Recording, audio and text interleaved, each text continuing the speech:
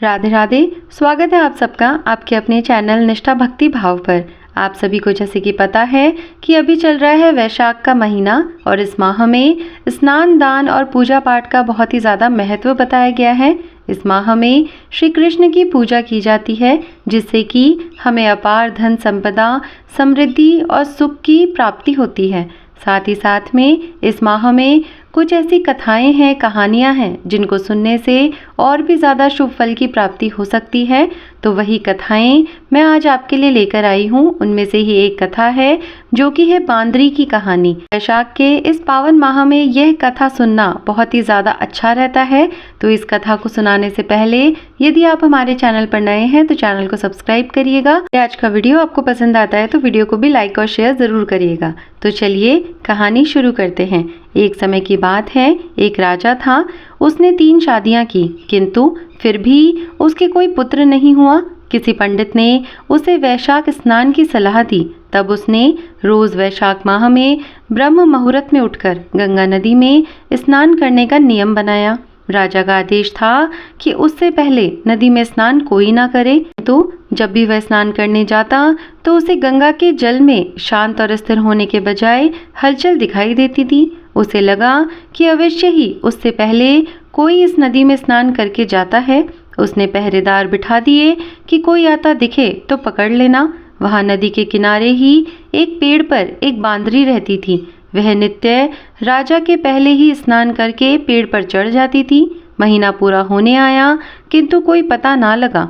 राजा ने मन ही मन उस अज्ञात व्यक्ति की चतुराई की प्रशंसा की, प्रतिज्ञा की कि यदि वह नारी जाति की हुई तो मैं उससे विवाह कर लूंगा। अंतिम दिन राजा ने उसे नहाकर पेड़ पर चढ़ते देख लिया। राजा के साथ नौकर थे तो उन्होंने उसे पकड़ लिया। राजा को प्रतिज्ञा याद थी इसलिए उसने उस बांदरी से विवाह कर लिया। वैशाख स्नान के पुण्य से उसके गर्भ रह गया। महल में यह समाचार फैल गया। राजा की अन्य रानियां सभी को उस बांदरी से बड़ी ईर्ष्या हुई। गर्भवती होने से बांदरी का मान सम्मान और देखभाल बढ़ा दिया गया। राजा ने उसके महल में एक घंटी लगवा दी और बांदरी से कहा कि तुम्हें जब भी जरूरत हो बजा देना। जलती कुड़ती दूसरी रानियां घंटी बजा देती। राजा महल में आता, बांदरी कहती मैंने नहीं बजाई। रानियां कहती झूठ बोलती है, इसी ने बजाई है, हमने देखा है। दुखी होकर राजा ने घंटी हटवा दी। दुनिया यही तो चाहती थी। बांदरी के दर्द हुआ तो रानियों ने कहा आंखों पर पट्टी बांध लो, उसे कोई मत देखो। बच्चा हुआ तो बांदरी के पास पत्थर रखवा दिया गया और बच्चे को रोने से पहले ही टोकरी में डालकर दासी को दे दिया गया जिससे वह उस बच्चे को गंगा नदी में बहा दे। दासी का दिल कांप उठा। उसने बच्चे को नदी किनारे ही छोड़ दिया और राजा को कहला दिया कि बांदरी ने तो पत्थर को जन्म दिया है।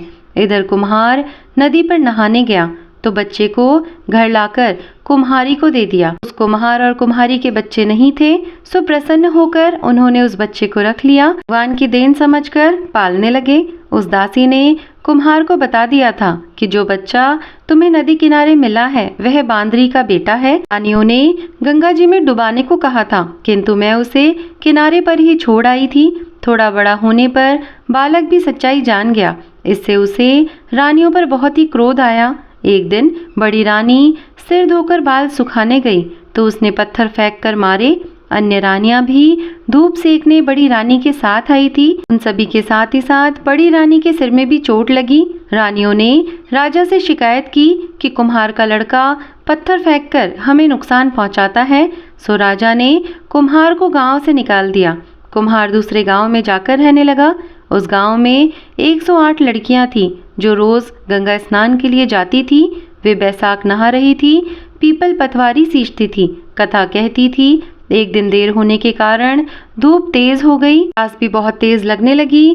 सब कहने लगी कि अब क्या किया जाए। आगे एक पेड़ के नीचे पानी का मटका भरा रखा था और पेड़ पर कुम्हार का लड़का बैठा था। लड़कियों ने लड़के से कहा कि हमें प्यास लगी है, तेरे मटके से जल पी लेवे क्या। लड़के ने कहा पी तो लो किंतु मेरी भी एक शर्त है, इस पेड़ के साथ साथ परिक्रमा देती जाओ और पानी पीती जाओ।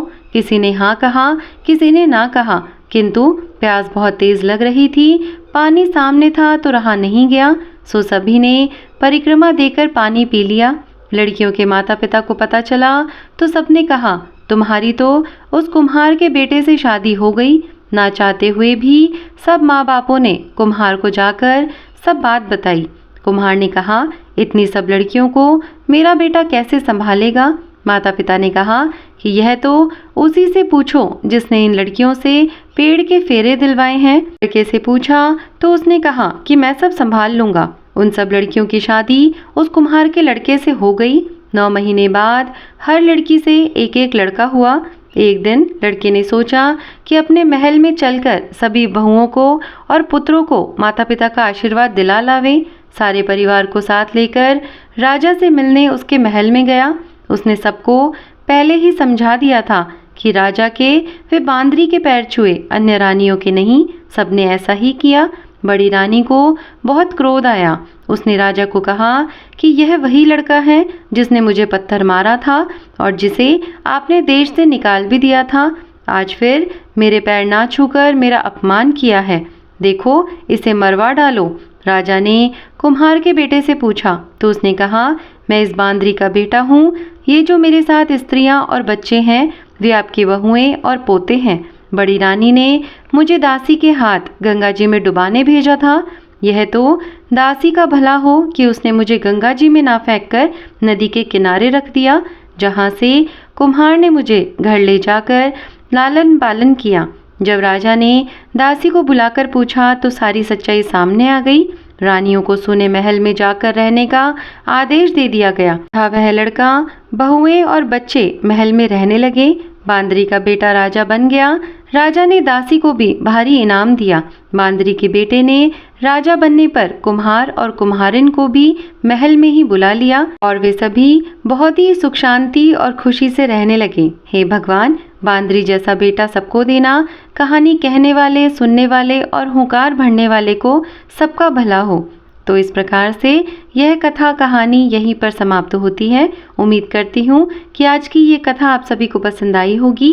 वैशाख के महीने की ये बहुत ही पावन कथा सभी को सुननी चाहिए। इससे हमें बहुत ही शुभ फल की प्राप्ति होती है। उम्मीद है आज का ये वीडियो सभी को पसंद आया होगा। वीडियो पसंद आए तो लाइक और शेयर ज़रूर करिएगा। साथ ही साथ यदि आप हमारे चैनल पर नए हैं तो चैनल को सब्सक्राइब भी करिएगा। मैं मिलती हूँ आपसे ऐसी ही किसी कथा, कहानी या जानकारी के साथ में। तब तक के लिए धन्यवाद। राधे राधे।